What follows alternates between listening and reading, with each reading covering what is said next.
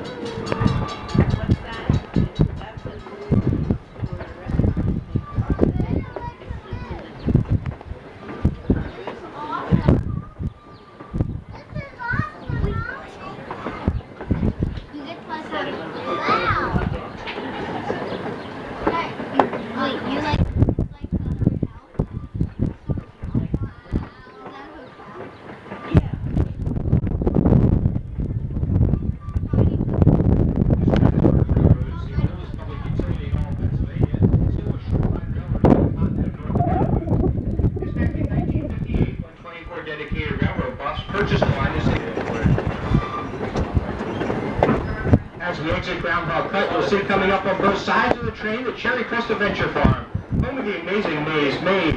And you can see this year's theme cut into the hillside on the left, batter up. I can only assume that the maze this year will have a baseball theme. You want me to just get the Now, Cherry Crest Adventure Farm is not owned by the Strasburg Railroad. There is an additional admission charge, but the maze represents one of the ways our local farmers are staying competitive.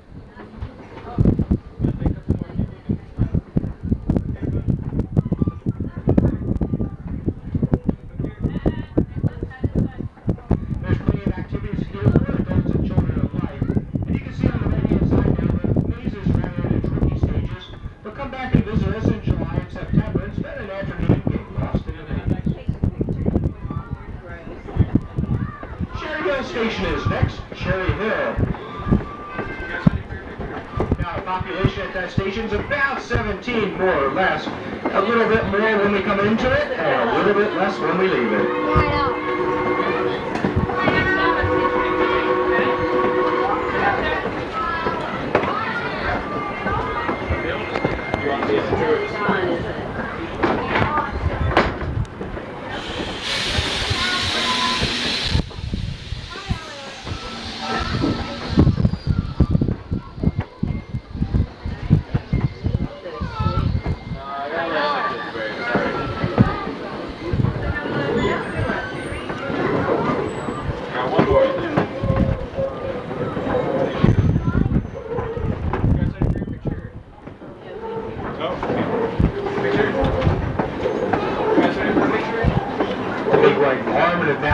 right is a typical Lancaster County Amish farm.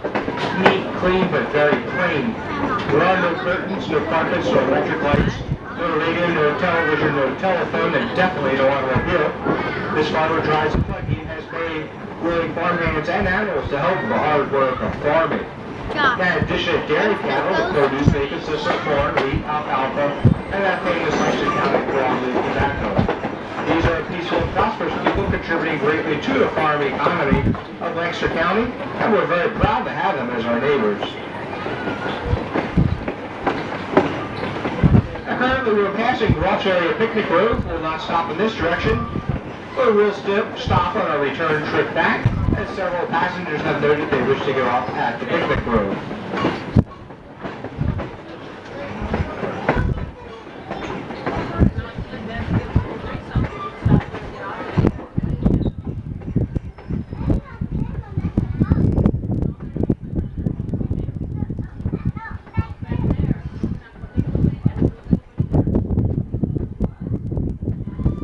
Now, around 1900, the narrow gauge railroad, the Lancaster, Oxford, and Southern, ran far off in that valley. Its nickname was the Little Earl and Slow. As its name implies, eventually became bankrupt and was abandoned. Now, legend has it, folks, that scrappers came and picked up that track so fast, they left that little old engine number 6 stranded out there in the valley with no way to return back to our station. Now, folks, sometimes, when we stop here and blow our whistle for Governor's Crossing, if you listen very carefully, you can hear the ghost whistle of that little train answer us back. So as we slow down and eventually come to a stop, let's all listen very carefully, and we'll see if that ghost whistle answers us today.